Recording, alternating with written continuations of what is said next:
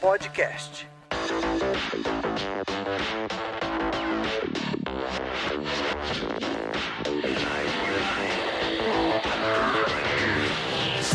Olá, sejam muito bem-vindos a mais um TOTOS Developers Podcast. Eu sou Ricardo Manzano, gerente de desenvolvimento e suporte, serei seu host. Hoje nós vamos falar um tema muito bacana, que é a transição de carreira, principalmente pra gente que é dev, como que é essa transição, uma carreira de desenvolvedor que está acostumado a lidar com ifs e elses, para uma carreira de gerenciamento. E aqui para falar sobre esse assunto com a gente, vou apresentar primeiro o nosso convidado aqui, que é o Felipe Garbes. Se apresenta por gentileza aí pra galera. Obrigado aí, Manzano, obrigado pessoal. Bom, eu sou o Felipe Garbes, eu sou formado em ciência da computação há um bom tempo atrás, já fiz uma pós em projetos web, onde me especializei bastante na parte de gestão de projetos, e recentemente eu fiz a transição e fiz um curso do MIT focado especificamente em liderança e inovação. Então é isso que eu venho fazendo hoje, tentando aprender aí com a galera como gerir pessoas, né? Isso é bem difícil pra gente que é desenvolvedor, então nem se fala. Nem fala. E nossa figurinha carimbada aqui, Joseph Marques, que já esteve com a gente algumas vezes aqui, mas se apresenta de novo pra galera. E aí, pessoal, meu nome é Joseph e agora eu codo pessoas. Show de bola. Então você viu, né? O Joseph já foi até curto e grosso. Ele tá tão acostumado a participar aqui que já nem gastou muita energia. Gostei de ver, Joseph. E aí, para mandar aquele jabá esperto de sempre, a nossa colega aqui, Juliane Venteu. Manda aí, Júlio. Boa noite, pessoal. Boa noite, Manzano. Boa noite, pessoal convidado. Lembrar todo mundo para acessar o developers.tots.com. Lá a gente tem os podcasts que já foram gravados. Eu acho que esse vai ser o 30º. Se não me falha a memória, já estamos indo para 30. Caramba. Então temos aí 30 podcasts já gravados disponíveis. A gente tem blog com conteúdo técnico, também tem no blog conteúdo de design. Acessem e compartilhem o conteúdo também. Show de bola. E esse assunto de transição de carreira vai ser bacana aqui, porque todo mundo recentemente mudou de carreira. Eu, a Ju, os meninos estão falando com a gente, então a gente vai ter bastante coisa aí para compartilhar com vocês.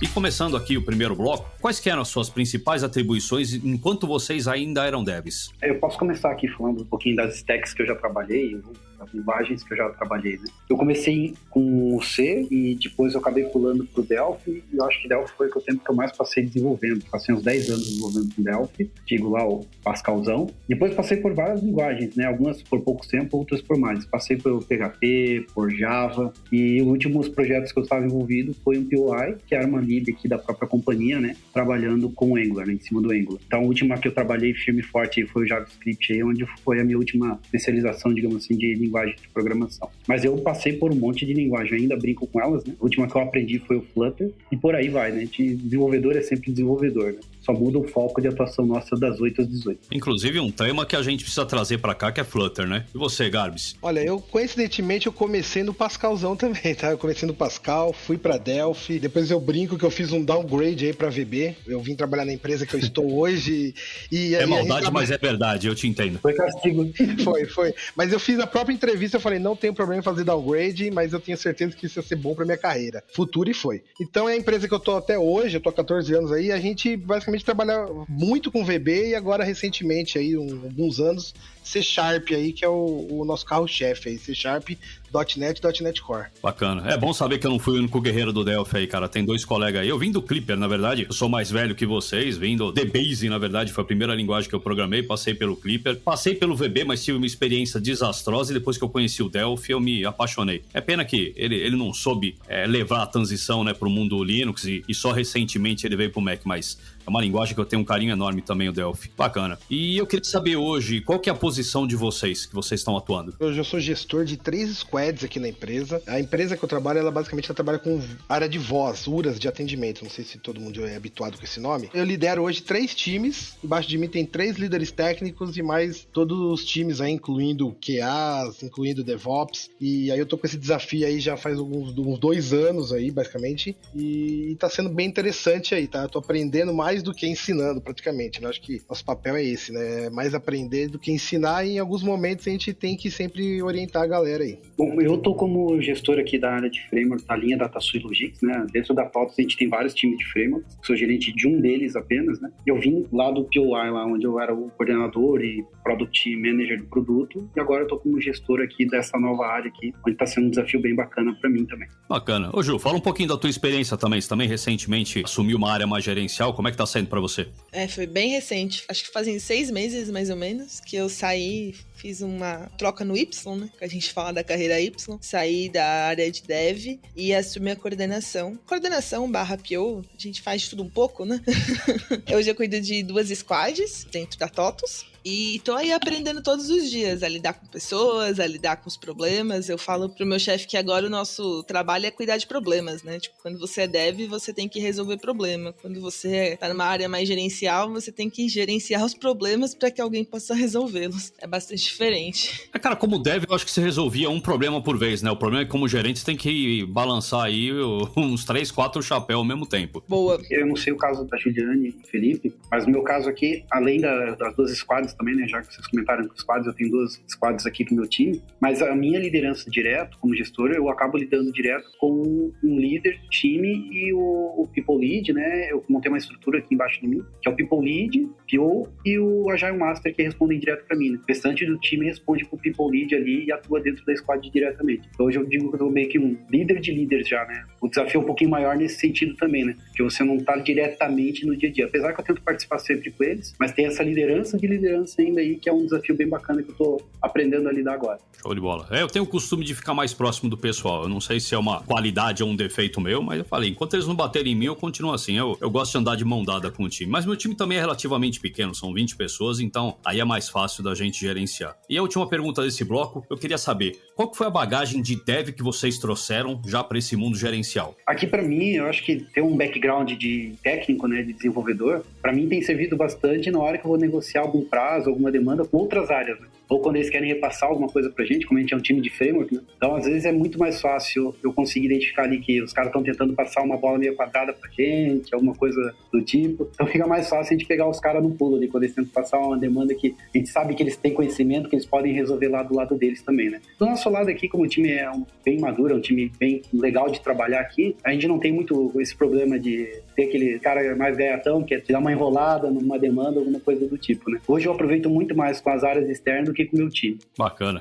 E você, Garbis? Eu acho que é bem isso que o Joseph falou, né? Na verdade, assim, uma das coisas que eu trago bastante são as cascas, né? As dores que a gente sentia ali como dev e às vezes você não tem muito apoio, né? Dependendo do momento ali. Então você tem que se virar. Eu aprendi muito isso e hoje, é como você falou, viu, Manzana? Eu também fico muito próximo do time, mas eu evito ao máximo de entrar e deixar eles travados. Então, assim, o time consegue rodar sozinho, mesmo se eu estiver fora, se eu tiver alguma reunião externa ou enrolado com outra coisa, o time roda, mas eu tô sempre presente para qualquer problema que aparecer, porque a gente sabe, né? Às vezes tem coisas que não tá na alçada do dev, né? O dev, ele vai ter uma limitação dele ali por conta de N fatores, e aí a gente ali nesse papel de gestor precisa amarrar as pontas que estão soltas e precisa fazer principalmente esse intercâmbio aí de áreas, né? Acho que isso é bem interessante. E a gente, como desenvolvedor que já sofreu isso e sofre sempre, não tem jeito, comunicação é o maior dos desafios, então isso é uma das coisas que eu aprendi muito como desenvolvedor, né? E eu venho trazendo aqui para essa área de gestão agora. A gente é meio que um tradutor, né, Felipe? Porque a gente recebe lá a informação da demanda, lá que a gente vem, né? No caso, já vem a demanda mais estratégica, dá uma esmiuçada nela, né? Dá uma boa mastigada ali, chega pro time e traduz ali pro que eles precisam, né? Às vezes também as dificuldades que eles têm no dia a dia, como, de novo, né? Eu também passo o dia a dia ali com eles ali, tento participar de todas as cerimônias, das demandas deles ali. Aí você pega ali a dor de barriga que eles têm lá, traduz ela de novo e leva pros executivos, pra diretoria e assim por diante. Eu vejo também que ter uma bagagem de técnico ajuda muito nessa tradução de mundos, né? Um time muito técnico e um mundo que pensa um pouco mais estratégico, pensa um pouquinho diferente. E aí eles veem a demanda de forma diferente, né? Então a gente atuar como tradutor acho que é muito importante também. Bacana. Isso tá até diferente. A gente gravou um podcast recentemente sobre gerenciamento de projetos. E lá a gente descobriu que um gerente de projetos em si não precisaria ser um dev. Ele conseguiria sobreviver sem ter esse skill. Mas aqui quando a gente fala de gerenciamento de desenvolvimento, o negócio realmente muda de figura. Eu acho que você falar de igual para igual com um analista é uma coisa que ajuda muito, que acelera muito as coisas. E que nem o Garbis falou, cara, eu acho que realmente, cara, uma das primeiras funções, porque já me perguntaram qual a principal função de um líder. Tem uma tonelada, mas eu acho que uma das principais é tirar a pedra do caminho do dev. Porque senão, cara, qualquer coisa que embarrigar para ele vai embarrigar todo o projeto e vai prejudicar todo mundo em volta. Mas é difícil fazer que nem lá no filme Terapia de Choque, né? Como é que é ser um gestor? Não tem, cara, não tem uma resposta. Tem várias coisas que você tem que lidar. Bem bacana ter essa visão aí de todo mundo. E Entrando aqui no próximo bloco, aqui a gente vai falar um pouquinho de desafios. E a primeira pergunta é: quais os principais desafios que vocês tiveram nessa transição? Assim que vocês chegaram, a primeira coisa que vocês sentiram um tapa na orelha assumindo a área gerencial. A minha transição ela foi bem dolorosa, por quê? A empresa Essa tua bufada explicou metade da resposta, caramba. Vai.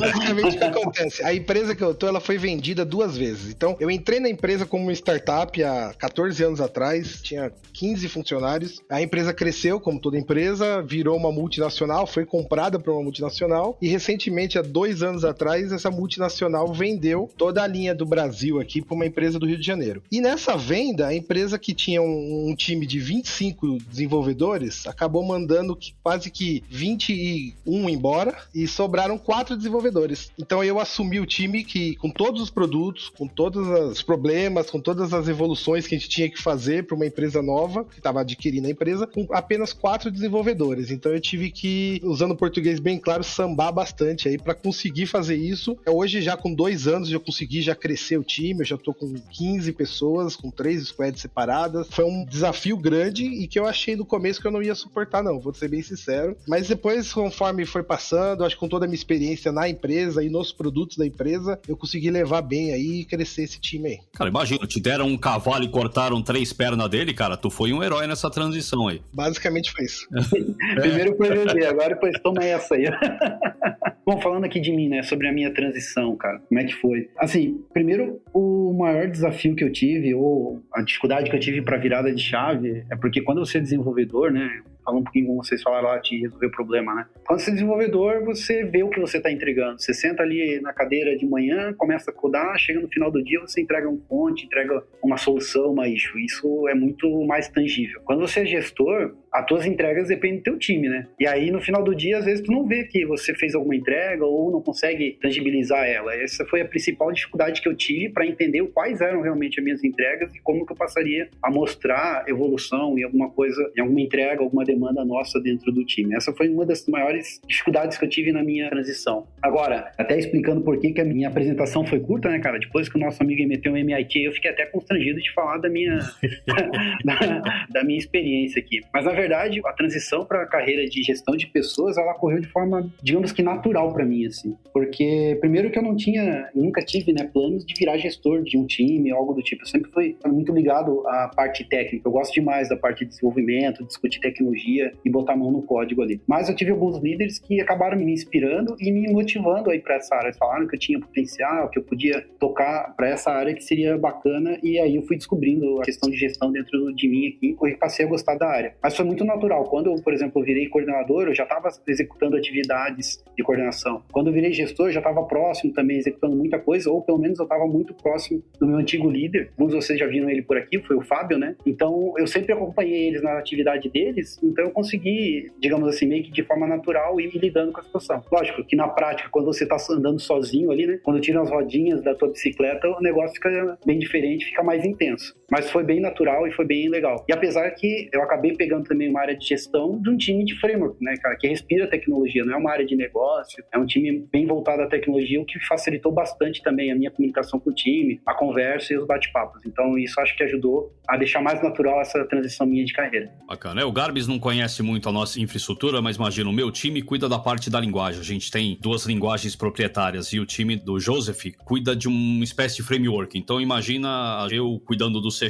e ele cuidando de um framework que vai possibilitar a criação de tela, login, controle de usuário e senha. Então a gente lida muito com plataforma aqui. O nível dos nossos analistas é bem aquele tipo de cara que faz a chave de fenda para que outras pessoas usem. E aí a gente tem cada segmento, faturamento, compras, o Siga Loja, que a gente chama, que é a nossa frente de loja, cada um cuida do seu próprio produto. Só pro Garbis, que não deve conhecer tão bem a nossa estrutura, saber do que a gente tá falando. E a Ju também é do framework, ela também cuida dessa parte mais ferramental do nosso RP. E aqui eu ainda vou perguntar aqui, continuando falando de desafio, eu queria saber se hoje, desse tempo aí que vocês já tomaram o susto inicial, se tem algum novo desafio, e aqui eu já vou até elencar aqui, que eu acho que o maior desafio é transitar de lidar com código para lidar com pessoas. Tirando isso, vocês veem algum outro desafio recentemente? Olha, eu acho que você falou quase tudo aí. A parte parte de lidar com pessoas é bem difícil, é um desafio a cada dia, né? Diferente do código, o código é 0 e 1, né? A pessoa, ela tem uma variância maior aí de fatores aí do dia, preocupações externas, então você tem que trabalhar muito com essas pessoas. E eu vejo um desafio que tá acontecendo bastante aqui com a gente, eu não sei aí com vocês aí na TOTS, que é o mercado que tá bem aquecido. Então, assim, a gente... Nem me fala, filho, nem me fala. A gente tá num momento aí onde, se a gente não cuidar bem das pessoas, vai vir outro concorrente e vai levar, vai vir outra empresa e vai levar. Então a gente tem que estar sempre fazendo um trabalho aí evolutivo com cada uma das pessoas que tá no time, né? Então eu tenho pessoas que têm desde meses de empresa até pessoas que têm mais de 10 anos aí comigo. Então, assim, a gente tem que estar sempre trabalhando ali o humor das pessoas, as necessidades, o aprendizado, o estudo. Eu aceitei esse desafio, né? Até falando aqui um pouquinho do que o Joseph falou,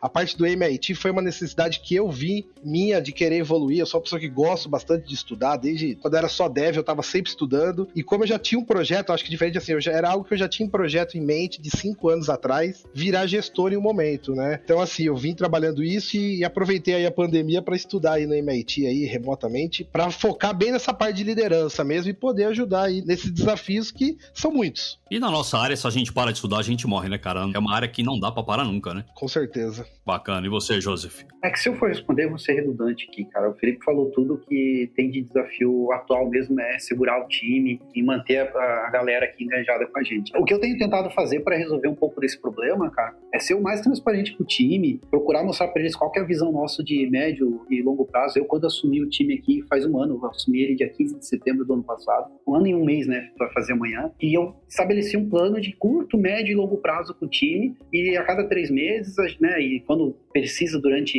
esse intervalo também a gente troca uma ideia com o time, é ser o mais transparente possível com eles, para onde que a gente quer ir, o que a gente quer transformar na nossa área, quais são os objetivos que eu tenho, tanto objetivos meus com o time que eu quero alcançar, quanto estratégia da companhia, como que a gente está envolvido com a estratégia da companhia. Eu acho que sendo transparente, mostrando para eles o norte, a gente consegue dar uma visibilidade para eles que a gente consegue crescer também como time e de forma individual também a gente consegue fazer a evolução deles também. Show. E realmente, esses dias eu estava até brincando com o meu gestor executivo. Eu falei, cara, às vezes eu tenho medo até de dar bom dia pro pessoal, eles ficarem bravos e sair da empresa, cara. Graças a Deus não tivemos nenhuma saída durante a pandemia. E uma coisa bacana também é que como a gente lida com uma linguagem de programação, isso é o tipo de cenário que a gente não encontra no Brasil. Então, é uma coisa meio apaixonante. Eu acho que isso também segura bastante o pessoal aqui. Mas eu entendo a dor do Garbis, a gente tem que pegar o cara pela mão e dar graças a Deus que estamos aí conseguindo manter o time. E aqui, ô Garbis, a gente tem um esquema que chama Momento Pimenta. Aqui eu vou tirar vocês um pouquinho da área de conforto aqui e vou tentar constranger vocês. E a minha pergunta aqui desse Momento Pimenta é: pintou algum arrependimento de tirar a mão do código em algum momento? Vou dizer que arrependimento, de fato, não muito, mas um medo constante, assim. Eu acho que é igual aquela coisa, né? Eu, desenvolvedora de muito tempo, você sabe de olhos fechados o que você tá fazendo, né? De repente, você mudar dali, começar a ter que trabalhar com diversos desenvolvedores, diversas pessoas com visões diferentes. Então, assim, o medo bate muito, não vou mentir, mas assim, eu acho que eu nunca tive um arrependimento mesmo de falar, putz, eu quero voltar a fazer o que eu fazia antes. Eu tive sim no passado, né? Eu até já tinha comentado um pouco antes. Basicamente, assim, por 2 momentos eu cheguei a ser quase um gestor de time, mas aí eu mesmo acabou que eu falei, não acho que não é o momento, eu não tô pronto. O meu gestor na época também achou que eu não estava pronto, então a gente acabou se arrependendo antes. Agora que eu embarquei de cabeça, que eu tô focado nisso, eu acho que não tenho mais arrependimento nenhum, não. Já tive vários momentos de, meu Deus, por que eu fiz isso? Tava tão bom codando lá do outro lado. Mas é assim, cara, eu acho que, na verdade, depois analisando, eu acho que nem era arrependimento, cara, é mais insegurança que bate, porque a gente passa por constantes desafios aqui, né, cara? Antigamente, o meu público-alvo ali, o meu cliente, era o desenvolvedor, cara, eu trabalhava com uma biblioteca open source, e as pessoas já estavam acostumadas de, se deu problema, deu alguma coisa, cara, a gente põe a mão no código, ajuda vocês, ou espera sair alguma coisa, né? Todo mundo tem livre acesso ali ao som. Agora a gente tá do outro lado, cara, a gente tá dentro de um framework de produto. Então a gente lida com o cliente lá, e às vezes são clientes grandes que vêm pra cima de você, quer entender o que tá pegando, e quando acontece aquela explosão ali de ânimos, né? Fica meio receoso, e agora, como é que a gente faz pra resolver isso? Mas depois que caminha as coisas, né? A gente para e pensa um pouquinho com calma, que é uma coisa que eu aprendi a fazer bastante, né? Para, respira, entende o negócio. Aí, beleza, faz parte do desafio, né? Afinal, a gente se propôs a isso. E aí, cara, o que me incentiva a me manter firme e forte também como gestor é o meu time, cara. Eu devo tudo ao meu time, cara. Os caras são bons demais. Eu acordo pensando em como eu posso melhorar a vida do meu time, como é que eu posso fazer com que eles consigam ser mais performáticos, tenham menos dor de cabeça. Então, quando eu vejo um desafio, eu penso assim, cara, eu não tô aqui por mim, tô pelo meu time, entendeu? Eu acho que isso que me motiva e faz eu não me arrepender. E sim, né, no começo lá passava pelas inseguranças e os medos ali, mas depois que passou isso, a gente vai criando maturidade, vai criando um pouquinho de casca também, né? E aí vai aprendendo, vai se virando. Então, arrependimento nunca tive, cara, parando pra olhar. Foi mais no começo um pouco de insegurança, faltava experiência, mas aí foi conversando aqui, respirando um pouquinho e a gente conseguiu aprender a lidar com as situações. Pessoal, vamos entrar aqui no próximo bloco aqui. Eu queria saber qual que é a principal característica que você acha que você trouxe de dev para o mundo da gestão. Basicamente, eu sempre fui uma pessoa curiosa, assim, eu não aceitava que não estava certo as coisas, então eu sempre fiquei em cima de querer fazer da melhor forma possível. E isso foi uma das características que eu trouxe aqui para gestão e é uma das coisas que eu cobro desde a pessoa nova que entra, desde o estagiário que eu tenho no meu time, que eu falo para ele: você tem que ser curioso, você tem que ir lá atrás, você tem que perguntar, você tem que entender o que você está fazendo e não simplesmente fazer por fazer, né? Acho que essa é a parte principal de um dev, né? Ele tem que começar a entender o motivo das coisas e o porquê de cada coisa. Então isso foi uma das principais características que eu trouxe, né? Ser curioso e não aceitar que, tá dando problema aqui, beleza, vamos jogar para baixo do pano e vamos resolver de uma forma simples, né? Eu acho que ser simplista no nosso mundo de dev acaba atrapalhando muito depois, tá? Eu, como desenvolvedor, eu sempre fui, além de curioso, um cara muito cientista, assim, sabe? Aquele cara que gosta de fazer experimento e ver as coisas funcionarem, ou na maioria das vezes só para testar e ver que elas quebraram, entendeu? Eu gosto de ver as coisas quebrarem, desmontar elas, sabe? Ser curioso para ver o que acontece. E eu tenho que tentar trazer essa mesma ideia de testar e ver, às vezes falhar para aprender com aquilo, junto com o meu time. Então, por exemplo, a gente troca as pessoas às vezes de posição lá, de papel, vamos testar isso aqui, vamos propor um desafio diferente, vamos validar, ver se tu gosta disso ou não, e vai testando isso, vai testando, mudando o processo, vamos tentar melhorar o processo aqui. Se der errado, vamos, o que a gente aprendeu com isso e vai brincando. Então, além dessa curiosidade que o Gabs trouxe também, cara, a questão de errar, eu acho que ela é muito importante quando tu leva pro time. Olha, pessoal, a gente pode errar, não tem problema de errar, mas a gente tem que aprender alguma coisa com isso e assim que a gente aprender, a gente tem que corrigir o mais rápido possível. É uma das coisas que eu trouxe da época que eu era desenvolvedor e que eu tô tentado trazer aqui pra dentro do time hoje. Cada dia é um desafio, né? E hoje eu tenho parte do meu time em São Paulo, parte do meu time no Rio. Eu tenho uma pessoa só do time, por enquanto, no Paraná, e eu tô com outra vaga aberta seja onde for aqui do Brasil, né? Então, eu acho que esse é um grande desafio, né? Vamos ver como que será pós-pandemia aí, porque é uma coisa que eu brinco. Dificilmente a gente vai ter o time sempre 100% no escritório, né? Sempre vai ter alguém remoto, seja remoto de escritórios, né? Então, acho que esse é um desafio grande que a gente vai ter no futuro aí, né? Sim. Falando em remoto, né, cara, o movimento que eu tenho visto assim, né? Porque como desenvolvedor, cara, é muito fácil, eu diria que é mais fácil, não vou dizer que é muito fácil, que eu posso estar exagerando, mas é mais fácil o trabalho remoto, né? Até para você lidar com o time como desenvolvedor. Agora, a parte de gestão, eu ainda vejo, tem muita vaga ainda que nem sempre é remoto. Quando é gestão, eles querem que o cara esteja lá fisicamente ainda, ou mais próximo, ou pelo menos que more na cidade que tem lá o prédio lá da empresa e tal. Gabs, como é que tu tá vendo isso? A gente aqui todos os gestores, meus gestores pra cima, estão todos longe já do escritório, tá? E é aquilo que eu falei, a empresa sede hoje é no Rio de Janeiro, eu já tô em São Paulo, né? Parte do meu time tá no Rio, parte aqui. Eu não vejo dificuldade, não. Eu acho que depende do time, é óbvio, né? Que vão ter pessoas que você vai ter que acabar pegando estando mais próximo ali, né? Mas se você tem um time que tá bem centrado, um time que tá bem produzindo junto, dificilmente você precisa de um gestor ali em cima, né? Aquele gestor das antigas, né? Que tem que ficar lá olhando a galera, se tá fazendo, se tá produzindo. Eu acho que a gente tem que começar a ver as respostas mesmo nas entregas, né? Eu acho que isso tá bem claro pra mim, né? Que realmente, se você ficar naquela gestão de, não, se o meu gestor tá em cima do trabalho, você não tá produzindo, né? Você não tá produzindo profissionais bons aí, digamos aí, pro futuro da empresa e pro mercado também, né? Você vai estar sempre tendo pessoas que vão trabalhar no medo ali, né, digamos. Cara, show de bola, legal, cara. Como gestor, cara, um dos nossos papéis aqui é falar de carreira com o nosso time, né, cara? É uma coisa também que eu tive que aprender bastante, né? Dar feedbacks, falar de PDI com o nosso time, falar de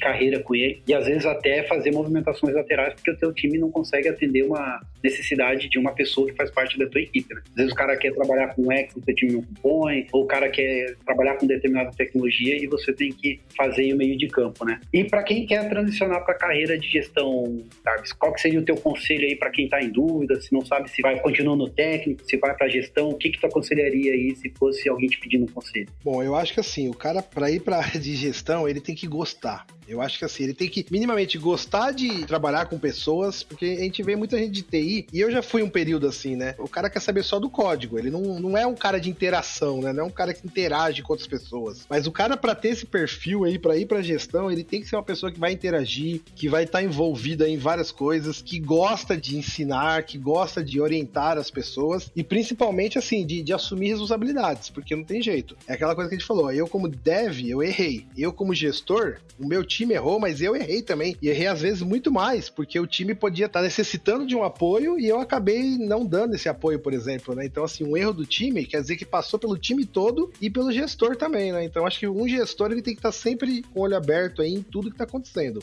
Ele tem que estar sempre ali preparado para apoiar, para assumir as responsabilidades, para blindar o time também quando tiver um problema e enfiar a cara a tapa ali, seja para a empresa, seja para o seu chefe, para a liderança maior aí. Eu costumo dizer aqui que eu sou o firewall do time, né, cara? É o primeiro que vai levar a primeira lambada, né, cara?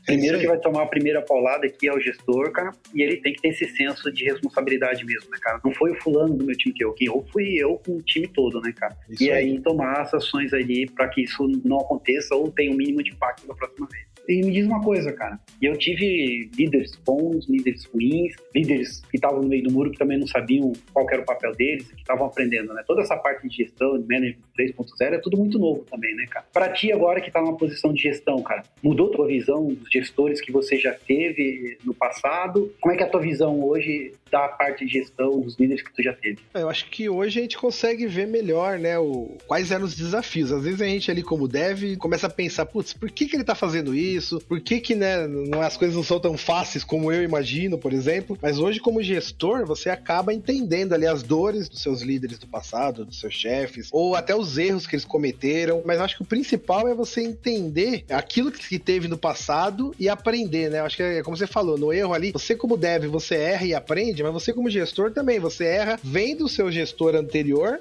então você vê os erros dele para corrigir em você, e você também pega os potenciais dele para também criar o seu perfil ali de gestão, né? Eu acho que é muito importante aí você conseguir enxergar isso, né? Enxergar as dificuldades, mas também as características boas aí dos seus gestores, né? Ah, com certeza.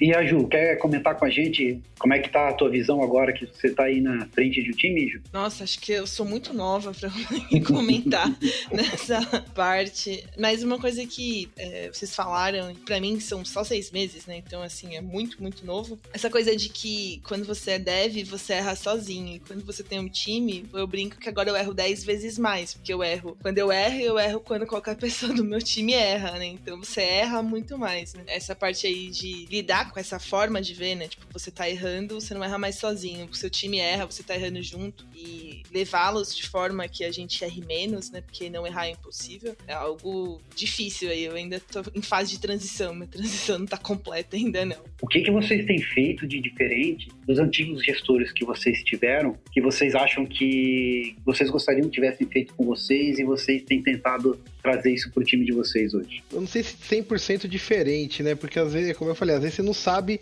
o que passava na cabeça do seu gestor antigo, né? Mas uma das coisas que eu tento sempre é estar próximo do time. Então, assim, eu já tive gestores que estiveram próximos de mim, só que acabaram me sufocando, né? De forma assim, a cada passo que eu desse, eu teria que reportar para ele, eu teria que pedir um aval, etc. Então, eu tento estar próximo do time, mais para tirar as pedras mesmo do caminho e não sufocar o time, não acabar fazendo com que o time perca a sua criatividade. Porque não adianta, a gente quando chega no nível de gestão, a gente tá longe, né, do dia a dia, e quem sabe mesmo o que tá acontecendo no dia a dia, de fato, é o time. Então a gente vai estar ali mais para orientar, assim, olha, tem um buraco ali na frente, vamos desviar agora? Então acho que é basicamente isso que eu venho fazendo e que em alguns momentos eu não tive no passado, por exemplo. Então uma das coisas que eu tenho trazido aqui pro dia a dia com eles é para eles fazerem parte das decisões que a nossa área tá tomando, certo? Ou quando eu já tenho uma decisão, ou, né, que eu já venho com uma resposta pronta, eu tento argumentar com eles e mostrar o porquê daquilo e ser o mais transparente possível, e até para ajudar eles, para que eles se sintam parte também dessas decisões, porque eu acredito que quanto mais próximos eles estiverem da decisão e se sentirem donos dessas decisões, mais empenhados eles vão estar com o time também, né? Isso é importantíssimo mesmo, até trazendo um pouco aqui do meu dia a dia, basicamente os nossos times, os nossos produtos, produtos, né? O nosso modelo de negócio que a gente tem hoje na empresa é baseado em revenue share. Ou seja, tudo que a gente gera de receita, os nossos clientes vêm um pedaço pra gente. Então a gente traz esse mindset em cada um do time. Olha, você é responsável por essa plataforma tem que estar rodando o melhor possível para gerar receita lá no frente, tanto pro cliente quanto pra gente. E aí você tem que estar sempre trazendo as pessoas mesmo para participar das decisões, porque senão ela fica basicamente sendo um robô, né? Eu acho que isso aí quebra um pouco aí o conceito de time, né?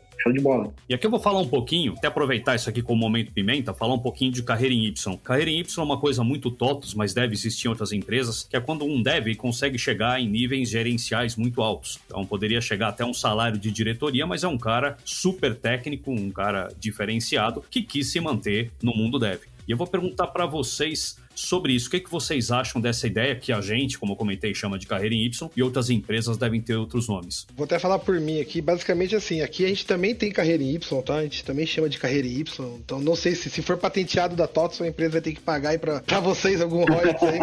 Mas basicamente a gente tem essa carreira em Y sim. Tem algumas pessoas que fazem parte e são pessoas que têm um extremo conhecimento técnico, só que não tem nenhum perfil gerencial e nem querem ser gerentes e não gostam disso. Eu vejo isso como super válido. Eu acho que se a gente tiver que ficar preso somente a crescer na carreira para virar gerente, imagina empresas onde não é tão grande, empresas pequenas, que é onde pro cara virar gerente ele tem que matar o chefe dele, ou o chefe dele ir embora, né? Então tem esses fatores aí que são complicados. Eu gosto muito dessa tendência aí de carreira em Y. Eu, em dados momentos, já fiz parte aí do outro lado do Y, né? E agora eu virei pra gestão e não quero sair mais disso, né? Mas assim como eu, tem pessoas que não gostam e estão felizes onde estão ali, seguindo o seu dia a dia de devs, super devs, digamos assim, né? Antigamente, né, cara, a gente era meio que obrigado a ir pra gestão para poder realmente alcançar alguns degraus a mais aí na nossa carreira, né? Mas isso era um problema, porque às vezes tu tinha um cara muito bom tecnicamente, transformava o cara em gestor, e o cara virava um mau gestor, não porque ele era ruim, é porque ele não queria aquilo, né, cara? E aí tu perdia um bom desenvolvedor e arrumava um péssimo gestor. Perdia dos dois lados, né? Ou não tinha skill, né? Tem pessoas que não sabem lidar com pessoas.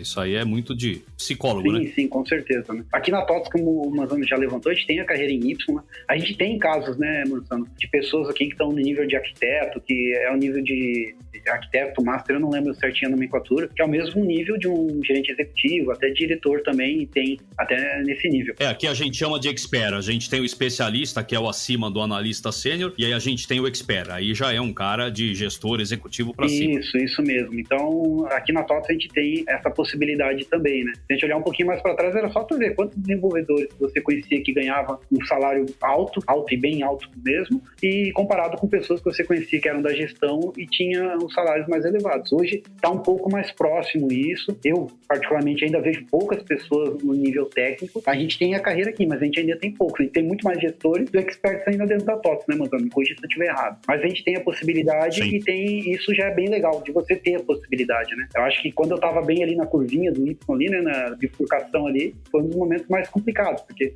complicados no sentido de, e aí, para onde que eu vou, né? Para tomar a decisão. Então, é legal hoje a gente ter essa opção e ter essa possibilidade de ver pessoas que são super técnicas e que gostam disso estarem nesse caminho, né? O que eu queria perguntar só pro Gardes antes de a gente finalizar é por que você virou gestor, cara? Por que a vontade minha ou a necessidade? A sua vontade.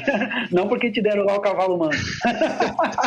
Não, a minha vontade é assim, eu sou uma pessoa, assim, quem me conhece há bastante tempo sabe, eu sou uma pessoa super comunicativa, apesar de ter sido já um período tímido, eu fui, na verdade, sendo levado para esse caminho, né? Eu cresci dentro da empresa, eu entrei na empresa com 14 pessoas, 15 pessoas, eu cheguei na empresa a ter até 200, hoje a empresa tá com mais de 500 pessoas, né, depois das fusões, e foi algo que eu fui caminhando, então o meu envolvimento, eu tava sempre envolvido em tudo, qualquer novo projeto que era ser implementado, eu estava envolvido, então isso fez com que eu gostasse de interagir com as pessoas, então fazia com que eu ia lá pro cara mais técnico e puxava ele, cobrava, ou sem ter ainda o chapéu de gestor, né, fazia essa cobrança, chegava pro pessoal de negócios e fazia os alinhamentos, chegava para cliente, então foi algo que foi brilhando os meus olhos e foi algo que eu via como o meu caminho ali, falei, olha, eu acho que eu tenho, digamos assim, perfil para isso, eu acho que eu tenho potencial para isso e é aqui que eu quero me desenvolver, mas assim, é dolorido, né, você deixar de lado ali a parte dev, é o que eu falo, eu não deixei de lado, eu tenho mantido, então eu tô sempre estudando a parte de gestão e a parte técnica, principalmente essa nova, né, as novidades aí do mercado aí, Go, né, algumas outras linguagens que a gente tem na empresa hoje, eu venho estudando e venho aprendendo com a galera galera lá e podendo fazer o papel de gestão que eu gosto, de fato. Você ainda põe a mão no código? Olha, eu tento pôr, às vezes, a galera não deixa, na verdade, porque eles falam que agora vai demorar um pouco mais comigo, né? Então, eu acabei virando uma trava ali, digamos assim, pro desenvolvimento. Tu vai ter que reaprender. Basicamente é isso. Mas eles estão certos, eu acho que realmente não coloco muito, mas se for preciso, eu tô junto ali com o time. Já virei tardes aí, ou até noites, junto com o time ali, dando aquela codada, dando aquela analisada em problema. Então não tem problema nenhum em mexer, não. Ah, bacana. Eu coloco a mão aqui, mas tento pegar aquelas issues que não vão atrapalhar o andamento do time, né? Ou tento contribuir em projetos, open source, alguma coisa assim, pra eu não ficar enferrujado. E a Juliane ali, que mudou a perninha do Y ali, por que tomou essa decisão, Juliane? Meu motivo não é tão bonito. Eu mudei por curiosidade. Eu sempre tive certa facilidade com liderança e eu queria experimentar o outro lado. E aí apareceu a oportunidade e eu falei, vamos testar e ver como que é do outro lado do rio, do outro lado do Y, né? E como ainda é muito cedo, né? Fazem só 6 meses, eu digo que eu ainda estou experimentando e vendo, matando minha curiosidade. Bem, pessoal, estamos chegando aqui no encerramento do nosso podcast. Então, como sempre, eu vou começar aqui pelo Jabá. A Ju teve um probleminha de internet, eu também tive. Hoje, realmente, não estamos com muita sorte. Então, estou aqui fazendo o papel de co-host aqui, mas fica o recado e o abraço dela aqui para vocês. Eu sou estagiário do Manzano. É verdade, já tomaram o meu lugar de host aqui. Quando caiu a minha internet, eu vou tomar o lugar de co-host aqui. Pelo menos eu não fico desempregado. Então, aqui falando aqui novamente do developers.tots.com. É um canal onde vocês vão ter acesso a várias informações, além desse podcast, vagas. Estamos aí com o mercado super aquecido, como a gente já conversou. Vagas, blogs, novidades e muitas coisas para vocês conhecerem um pouco sobre o nosso ecossistema. E agora, na parte final aqui, a gente sempre pede dicas de livros, filmes, eventos, qualquer coisa que os nossos convidados queiram compartilhar com a gente. Então eu vou pedir primeiro pro nosso convidado aqui, pro Garbis, para mandar algum recadinho bacana aí pra gente. Eu tô pra começar essa série, tá? Eu fiquei sabendo esses dias dela. Na verdade, não é uma série nova. Ela é de 2016, mas ela não tinha ainda no Brasil. É uma série que chama 11-22-63. São os numerais mesmo. 11.22.63, que é uma data, né? Ela tá no HBO Max e basicamente é uma série baseada aí na morte do JFK, né? E aí ela tem uma trama aí onde o cara volta no tempo pra tentar evitar a morte, o assassinato de JFK. E aí vamos ver, é do Stephen King, então assim, eu gosto muito dele aí, vamos ver como que ficou essa série. A do Stephen King é difícil ser ruim, essa aí já tá na minha lista também, ainda não comecei, mas já tá na minha lista também. E você, Joseph? Eu vou indicar um podcast que eu tenho ouvido bastante, meu irmão que me apresentou, que é o Flow Podcast. Vocês já devem conhecer, a maioria das pessoas devem conhecer, eu sou tiozão e tô demorando pra conhecer as novidades, né? Mas é um podcast bem legal, os caras fazem bastante entrevista, vai um monte de gente bacana lá, vai desde político, artista, e eu tenho ouvido bastante esses caras aí, as entrevistas, né? Lógico, eu vejo ali os entrevistados que eu acho bacana ali, que acho que podem trazer algum valor, agregar algum conteúdo bacana. Então eu tô ouvindo lá, é uma visão totalmente diferente que os caras acabam trazendo, eu acho que é por isso que eu acabei gostando, porque é bem diferente o pensamento deles, e é um podcast que eu tenho ouvido bastante, então fica a dica aí do Flow Podcast. Show. E eu me diverti recentemente assistindo What If do Disney Plus. Ela é uma visão totalmente nova do multiverso da Marvel, né? Então eles literalmente perverteram toda a história. Como seria se os Vingadores se tornassem zumbis? Como aconteceria se o Senhor das Estrelas não fosse o que a gente conheceu? Então foi um negócio muito bacana. Inclusive teve o último episódio agora semana passada. Eu recomendo para quem tem a Disney e gosta de Marvel, obviamente, para assistir What If. E vocês vão reconstruir todo o universo da Marvel aí que vocês já conhecem. Aí do Star Plus, eu vou falar de 2 séries. A primeira é The Orville. Começou, na verdade, como uma sátira de Star Trek, mas, cara, a gente percebeu a evolução da série. Eu acho que ela se tornou mais Star Trek do que a própria invenção do Gene Roddenberry, cara. Foi uma coisa absurda como The Orville conseguiu chegar perto do universo Star Trek que a gente conhece. Muito bacana mesmo. E outra da Star Plus também, que eu já tinha assistido alguns episódios Pikachu, porque o único lugar que ela veio pro Brasil foi no Star Plus, ele acabou de ser lançado, que é o Resident Alien. É com Alan Tudyk, até um cara que vocês devem ser lembrar do Coração de Cavaleiro, que era aquele cavaleiro ruivo, todo doidinho. Ele era o piloto da Firefly, da série Firefly. Então, um cara bem louco. O que acontece? Ele é um alienígena que vem pra Terra, ele tem um problema com a nave, ele tem que se disfarçar de humano. E ele vai se disfarçar de um médico. E daí vem Resident Alien, que ele vai ser o médico da cidade. Mas ele se torna o médico da cidade por acidente. E o cara é um palhaço de marca maior. A gente se diverte vendo como que um alienígena tenta lidar com a vida na Terra, ainda mais sendo um médico lidando com pessoas. Então fica aí as dicas, What If do Disney Plus e do Star Plus, The Orville. e Resident Alien. Vocês vão gostar com certeza. E aqui, vou pedir agora o recadinho final de vocês, para vocês se despedirem, agradecerem, fazerem o seu jabá. E eu abro o microfone para vocês. Primeiro pro Felipe, porque é o nosso convidado. Fica à vontade aí. Bom, queria agradecer aí essa participação, né, o convite aí de vocês. Foi muito bom aqui passar esses momentos com vocês, falar um pouquinho de transição de carreira e de como que é esse desafio para todos nós, né? E aí quem quiser também pode me procurar aí no LinkedIn aí, né, Felipe Garbes Magdesian. O nome é difícil, mas e precisar de qualquer coisa aí, pode contar comigo aí pro que for, seja de dicas aí de como não ser gestor, até dicas do que fazer para ser gestor, tá? Então eu tô aí para poder ajudar no que for preciso. Pessoal, obrigadão pelo convite de novo. Pode me procurar no LinkedIn lá também, Joseph Martins. Estou à disposição para trocar um pouquinho de experiência com vocês, falar um pouquinho dessa transição aí, porque o que a gente discutiu aqui é muito pouco perto do mundo que a gente vive e da experiência que a gente tem passado aí com essa transição. Igual aquela história da piscina gelada, né? Pode pular que tá quentinho, que é legal. Vem pro nosso mundo, vem pra parte de gestão que é bacana também. Show de bola. E eu só peço desculpas aí, vocês vão sentir algumas variações durante esse podcast, mas como eu e a Ju tivemos problemas de internet, realmente ficou meio complicado. Aqui a chuva veio pra atrapalhar a gente em São Paulo. Então agradeço de verdade vocês, pessoal, foi um papo bem bacana. Todos aqui passaram por isso aqui, essa parte de transição, então foi legal compartilhar esse conhecimento. Eu agradeço a vocês que estiveram aqui com a gente, a vocês que ouviram a gente, e a gente se escuta aí no próximo TOTUS Developers Podcast.